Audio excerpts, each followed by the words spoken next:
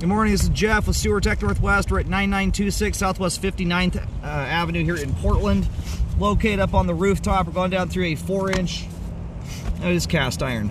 On the ground I thought it was ABS. 4-inch cast iron vent. We're going to check the overall condition, serviceability of the sanitary sewer line. Water's running. We're going to zero out here at the base of the vent stack. Off we go. Probably have to pull some cobwebs off here before we completely get underway. Good gravy. Like an Indiana Jones cave in there.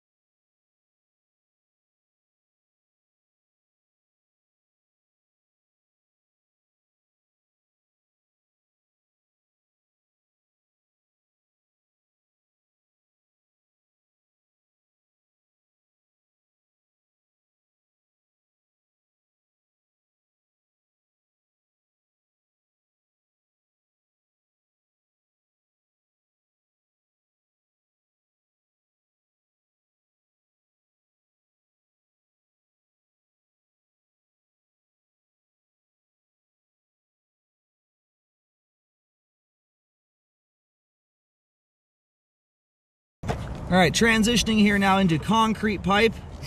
Looks like 6-inch concrete.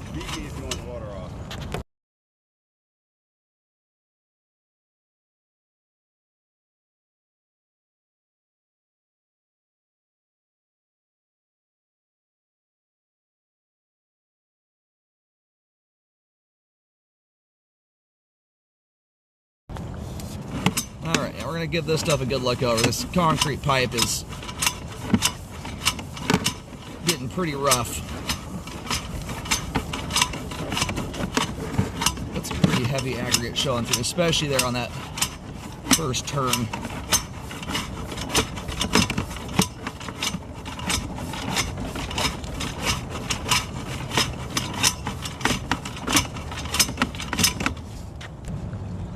And we're gonna get some more water cranked up here. This is, that turn into that concrete is just murder on the camera. It is, normally we're still zipping right along here, but that turn is a tough one.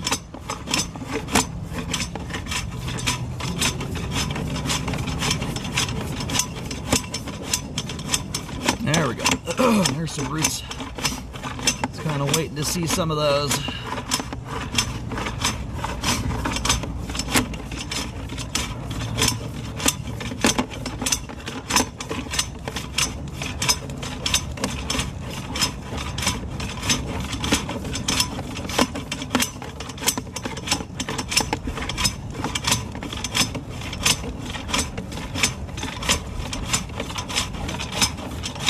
So right now what I'm kind of leaning towards on this one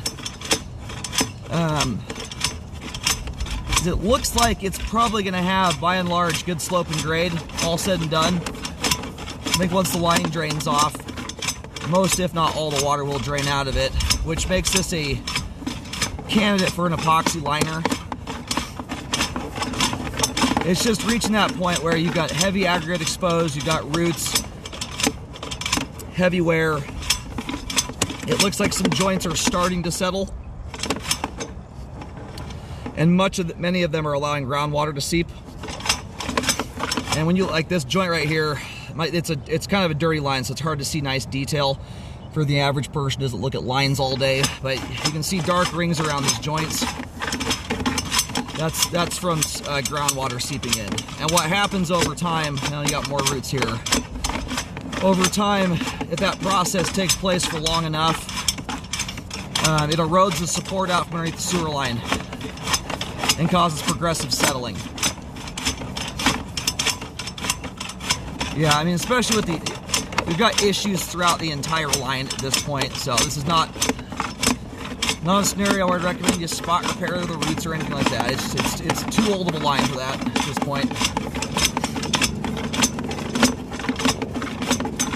But anyway, with the advent of those trenchless systems, which generally speaking save money, they don't always, but anytime I see a candidate for one, I like to suggest it because it's often less of a headache and usually saves money, especially if we're in Washington County, where the homeowner's responsible all the way to the main,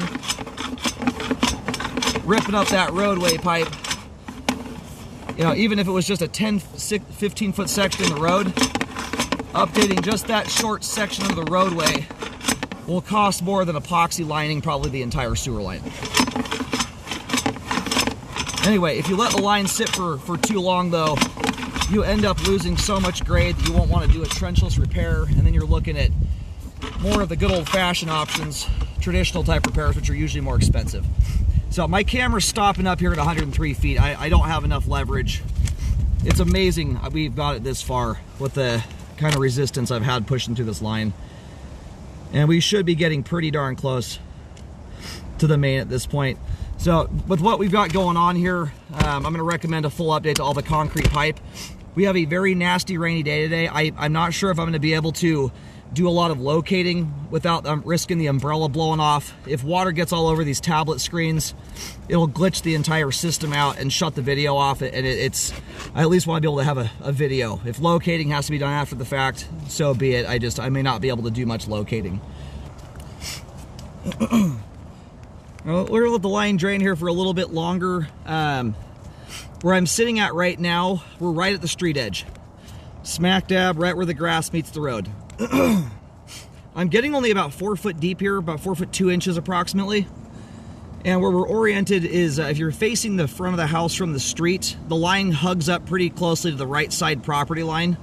So the line looks like it's either exiting out the rear and then wrapping around the right side of the house.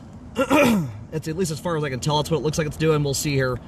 I'm going to try and do more locates, but if this wind starts picking up, I'm not going to be able to. The only thing I'll be able to do is salvage the video, and locating will have to be done later when the repair guys come out to do bids or something like that.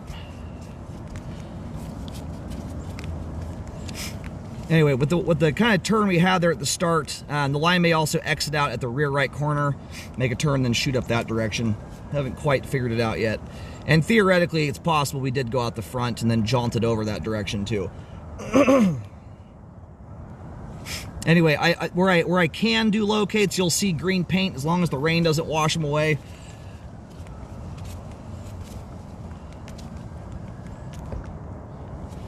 All right, we're getting pretty darn close here to draining off. Anyway, some of these joints like this one, we've got settling that's taken place. With some of these newer, they've got some new curing systems for the epoxy liners where they can do UV light curing rather than the older way of heat curing with steam or heat in general. Anyway, the advantage in that system is it generally speaking allows you to cure epoxy liners when there's in the presence of standing water. And so you know, if you have to retain a little bit of standing water here and there, that's really not a big deal. Especially when you go and you turn, you know, what little standing water you do have from that coupled with rough, gnarly concrete to pipe walls that are as smooth as glass. A little bit of standing water that's already pretty insignificant as it is becomes absolutely insignificant at that point. And we're in large diameter 6-inch pipe to boot. So that's what I would look into. One of the advantages of going the liner route is they are essentially a jointless pipe product. So you don't have as many weak points for re-intrusions to occur in the future. It happens more often, I can tell you, where people update a sewer line and they, you know, all the foliage that was there originally that intruded the line still remains, and it can indeed re-intrude the sewer line even on a brand new sewer pipe. So that liner is an added layer in there to help prevent roots from getting in.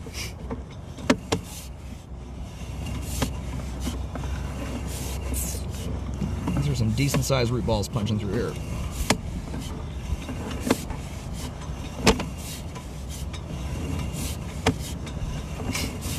All right, I'm gonna, if I am gonna get some locates down, I'm gonna do some pretty big gaps between them just to get a nicer overall view of the direction the line goes. Got a little bit of break in the weather here for a second. Let's try and go do another one here. Mostly to get an idea as to whether or not the line comes out the front, goes out the back, something of that nature, just to get an idea. And thus far here, line's drained off. Alrighty, we are sitting straight out from the front right corner of the house there. 3 foot 5 inches deep, so it's quite a shallow sewer line.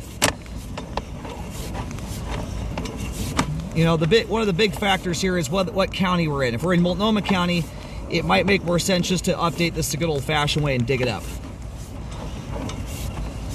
And possibly more cost-effective at the depth we're working with, and the fact that in that scenario, you're basically just digging up dirt only.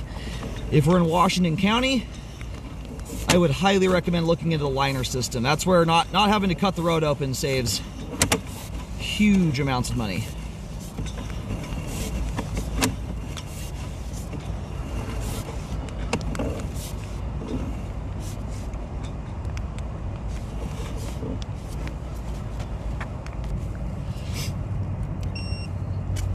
Got lucky with the weather here today.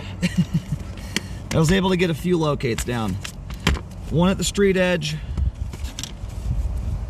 one mid-span, and then one right here at the transition joint.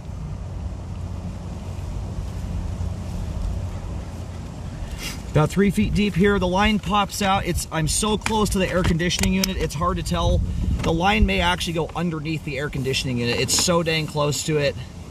It's hard to discern with the locator.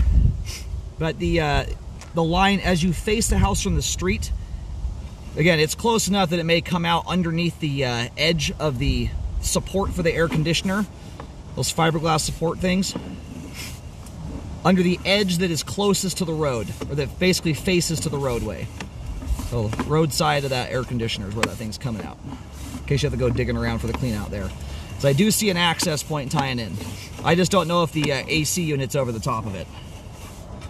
So the cast iron here is showing some roughness to it. You've got some pitting.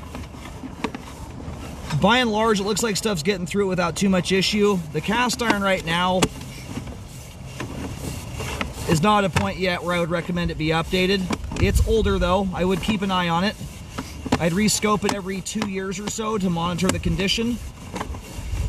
You can pick and choose the right time to update at some point down the road. But that's pretty par for the course for the age of that pipe there.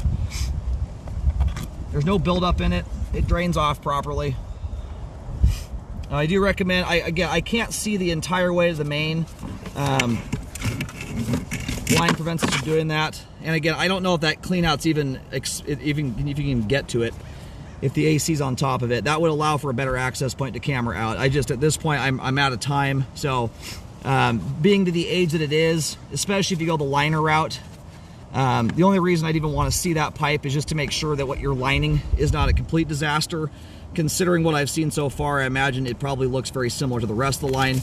But either way, with the age this line is and the condition all the other concrete's in, this is a scenario where I'd recommend a full update end to end, all the way to the main lateral and or to the end of homeowner responsibility.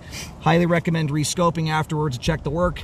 If you dig it up, you want to do that when the trench is closed so you can look for settling problems. But you want to rescope it either way, however repair process you go to check the work.